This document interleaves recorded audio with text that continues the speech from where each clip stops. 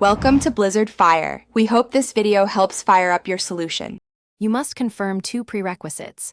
Both you and the contact use current WhatsApp and you have an active internet connection. Once those are confirmed, open the chat you want to change.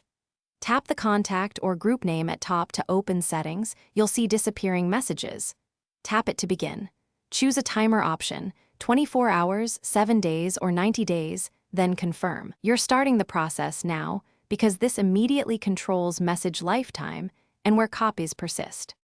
Once you've chosen a timer, understand how it behaves. It applies to new messages sent after activation, not older messages. Make sure to inform group members if you're an admin, because your choice overrides member settings until changed. If you share media, note that recipients can save or forward items before expiry. WhatsApp can remove the message bubble but cannot erase saved copies. Also, ensure auto-download and backup settings are considered, because backups can retain content until overwritten. To complete setup, verify the chat shows the disappearing timer in the header and send a test message to confirm behavior. If you need to stop it, return to the same setting and disable or pick a different timer. Changes affect future messages only. If things go wrong, messages not disappearing, make sure both parties run the latest app version and that you have admin rights in a group.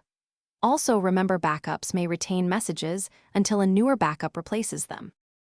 Thanks for watching. If you found this helpful, don't forget to like and subscribe.